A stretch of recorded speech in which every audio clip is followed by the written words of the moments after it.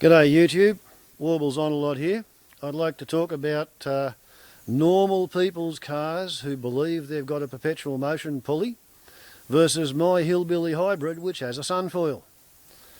Now, I say normal people's cars who believe they have a perpetual motion pulley. You can check how normal it is, put your head out the window and count how many cars do not have a solar panel. Every car with no solar panel is being operated by somebody who believes their car does not waste much fuel in order to make electricity to charge its battery. You go and ask them, why don't you put a solar panel on? My car doesn't need a solar panel. Why not? Oh, because my car doesn't waste any fuel to charge the battery. It just, you know, the engine's running and the alternator's turning because the engine's running, so therefore you get that for free. Don't you? You go and ask them. That's what they believe. They think they've got a perpetual motion pulley on the front of their engine.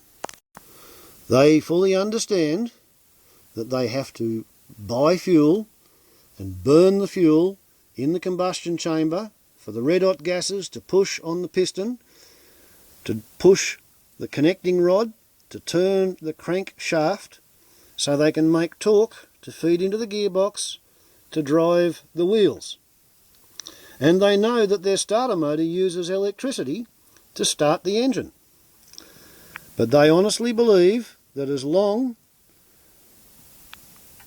as the engine is turning, then it does not matter what is connected to this pulley at the front of the engine. If it's turning, you get that for free because the engine's already running. This is their belief. The fact that it's a big wheel and it's only turning a little pulley, that makes them think it's even easier. And it's connected to an alternator, and they know the alternator makes the electricity for the battery, but the chances are at some point in time they have held an alternator in their hand, out of a box, off the shelf, in a shop. And when it's connected to nothing, you can spin it freely, and it's really easy. And they develop the idea, and it fixes in their mind, that their car gets the electricity for nothing because the alternator turns freely, and it's connected to an engine that's already turning to run the wheels. So therefore they don't think they burn any fuel to make the torque to run the electromagnetic drag brake step up belted to their crankshaft. On my car, to get 1 horsepower out of the alternator, you have to put 8 horsepower into the belt. Some people have a 3-to-1 step-up ratio. Instead of my 2-to-1 step-up ratio, they have to put 12 horsepower in to their belt to get 1 horsepower of electricity. So that makes my car 3.5% efficient at turning petrol into electricity. It makes a modern car with an overdrive gearbox and a 3-to-1 step-up ratio to compensate for the low engine revs. It makes them 2.25% efficient at turning fuel into electricity. By comparison, the 2-stroke Chinese generator that I have in the pyramid that's humming away quietly there, the generator I keep for the day when the solar panels aren't able to fill the batteries all the way to the top, the backup generator, its engine's 20% efficient, whereas the engine in my car is 25% efficient. The alternator in this generator is 50% efficient, just like the alternator in my car, but it's got no step-up belt. So this thing is 10% efficient, turning petrol into electricity for the occasions when the batteries are flat, because there's not enough solar power. Now at the moment we're on bulk charge. The phone charger is sucking nearly 1 amp, 12.8 volts, PV 12.9.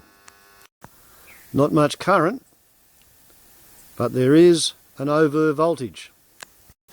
Now, as it happens, when I first decided to put a solar array on my car, it was because the battery was not getting fully recharged. I live 15 kilometres from town. It takes 15 minutes from the post office to here. 3/4 of my driving is on the highway at 100 kilometres an hour. So I would have thought my battery would, be pretty good, really.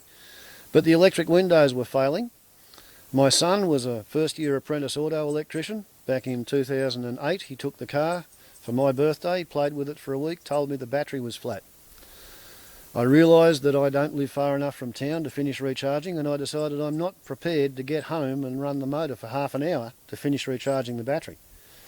So, with a bit of nudging from my son when he gave me a 1-watt solar battery recharger to live under the windscreen and charge via the cigarette lighter socket, totally foolish idea, I built a 5-watt omnidirectional low aerodynamic drag solar array, and I stuck it on the car in December 2008. It looks so much like a spaceship that I have it sitting in my yard these days as a kind of a sculpture. It's a functional sculpture. It does charge batteries. It has a regulator in the nose. The regulator has an air inlet to keep it cool.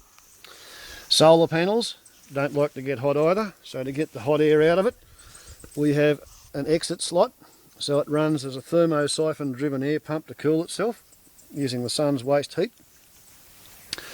And when you take it up the highway, more air goes in the hole under the nose than can get out the exit slot, so the air comes out the exit slot under pressure and it blows down that rear facet.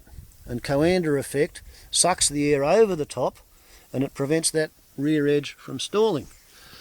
So it does in fact have a very low aerodynamic drag, and it's drag neutral at 90 kilometres an hour. And those red lines are the boundary layer airflow plottings, which I worked out on the bitumen wind tunnel by driving through a cloud of mosquitoes at 100 kilometres an hour and plotting the insect impact splatter patterns and extrapolating their centre lines with pieces of paper and bending them over the edge in order to determine the boundary layer airflow to figure out what I'd done to the car. At 90 kilometres an hour it's drag neutral. At 100 kilometres an hour it actually improves the aerodynamic fuel burn by about 1%. It sticks the slipstream to the rear window, makes the back of the car more streamlined. Although it was pretty ugly, it looked a lot like a flying saucer or a spaceship.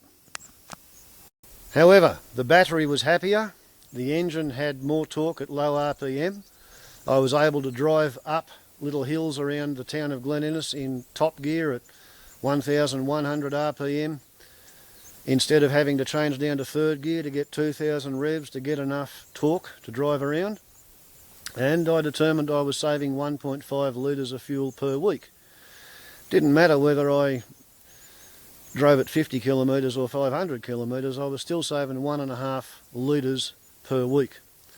So I decided that really needed to go for a bigger panel. And my son was driving a Subaru Brumby with the same engine, same gearbox, same wheel size, roughly the same weight. And 20 years old, apprentice auto electrician, he consented to letting me put a 20-watt streamlined solar panel onto his ute. He makes his living out of this, and he understood growing up out here that sunlight is a whole lot cheaper than petrol to put into a battery. Okay? So we went father and son SunFoils with Hillbilly hybrids with streamlined solar panels. His was 34% hybrid and mine was 12.76% hybrid.